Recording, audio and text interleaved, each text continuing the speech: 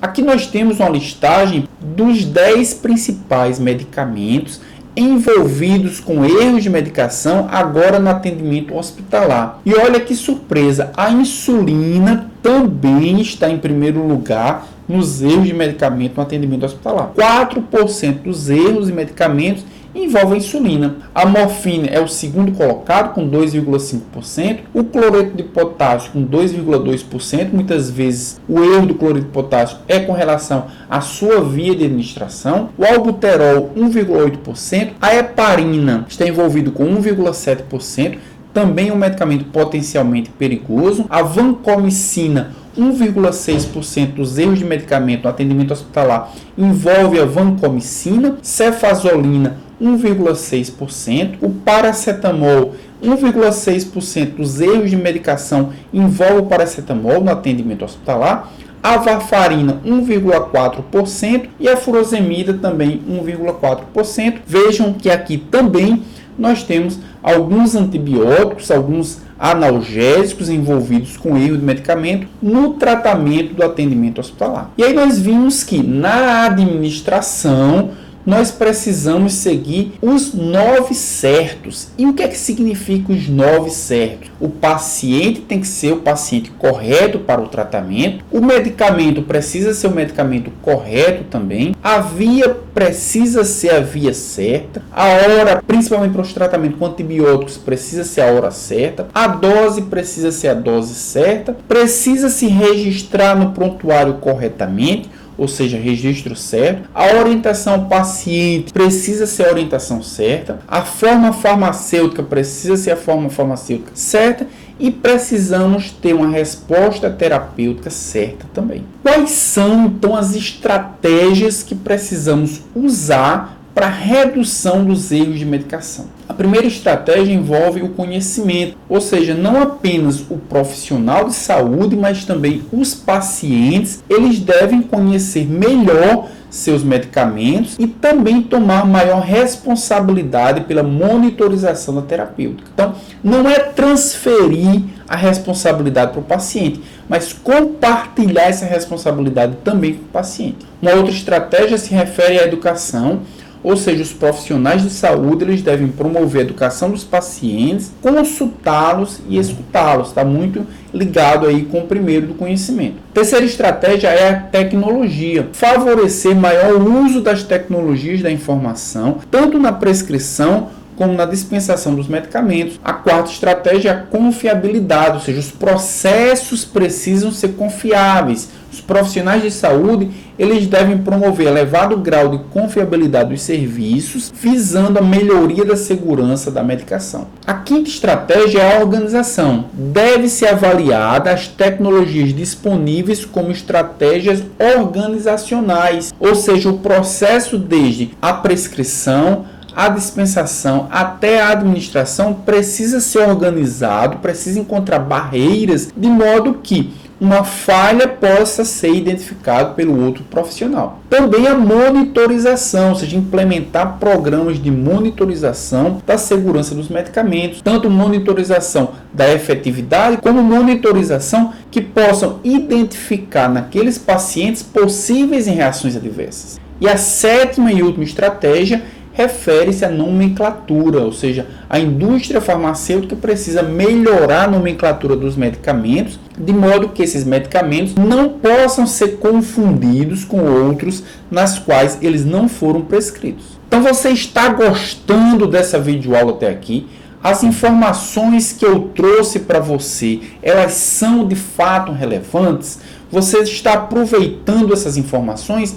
Então não se esqueça de se inscrever no canal, de marcar no sininho que quer receber notificações quando outros vídeos novos forem inseridos e compartilhar essa informação. Afinal de contas, a informação ela é gratuita. Então, todas as pessoas nas quais você acha que vai aproveitar essa informação, compartilhe com ela também. E chegou a hora de respondermos as perguntas feitas no início da nossa videoaula. A primeira pergunta é: como podemos classificar o erro de medicação no primeiro caso? Então vamos relembrar o primeiro caso. Primeiro caso é um farmacêutico que dispensou para um paciente asmático o medicamento glibenclamida, que é um hipoglicemiante oral, só que foi prescrito para esse paciente, provavelmente ele estava com uma pneumonia ou algo do tipo, uma amoxicilina. E o paciente, em virtude da alta dosagem de glibenclamida, ele teve dano cerebral permanente. Então, nesse caso aqui, nós temos o medicamento errado. Nós podemos classificar o erro de medicação como medicamento errado. A prescrição ela foi correta, a amoxicilina ela foi prescrita, provavelmente a dose e a via de administração estavam corretas, a gente não tem como ter certeza disso, porque essa informação não aparece no caso, mas o medicamento ele foi administrado de forma errada. E esse erro ele pode estar em várias etapas. Pode ser que a transcrição tenha sido feita equivocada, pode ser que a dispensação é que tenha sido errada e pode ser que a administração do medicamento ela tenha sido a errada. O fato é que o paciente ele recebeu o medicamento errado. Nossa segunda pergunta é: no segundo caso, como o erro de medicação poderia ser evitado? E aí a gente vai relembrar o segundo caso. Uma superdosagem acidental aconteceu num bebê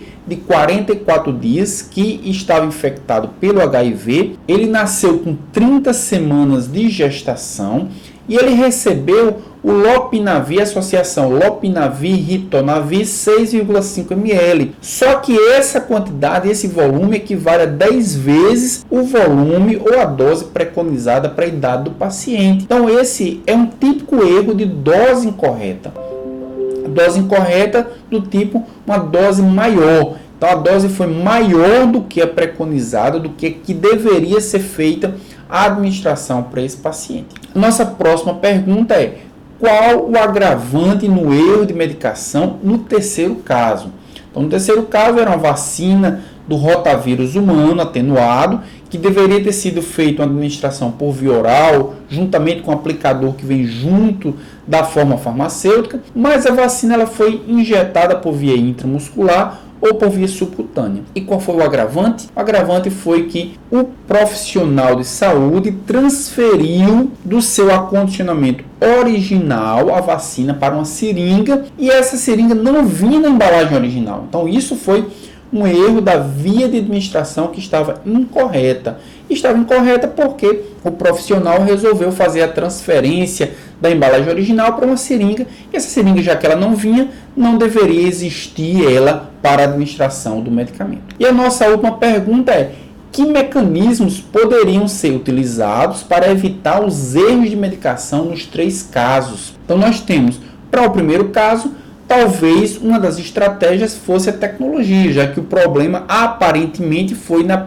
prescrição não entendida, ou na dispensação que foi equivocada, ou até na administração do medicamento, já que tudo veio em cascata equivocado. Então talvez a tecnologia melhorasse a informação que deveria ter sido passada de forma correta. Já no segundo caso, nós temos que talvez a estratégia melhor fosse a monitorização. Então, implementar programas de monitorização na segurança do paciente. Já que a dosagem foi muitas vezes maior do que a preconizada, monitorar se o paciente apresentava alguns sinais de intoxicação talvez impedisse que o paciente tivesse a consequência que nós vimos no caso. E no terceiro caso, talvez o conhecimento, não necessariamente o conhecimento por parte do paciente, mas o conhecimento por parte do profissional da saúde, já que ele fez uma administração por via parenteral de uma vacina que deveria ter sido administrada por via oral. Então, talvez o conhecimento fosse a estratégia mais importante para impedir que o problema do erro de medicação acontecesse no caso 3. Então, essas foram as principais referências utilizadas nessa videoaula.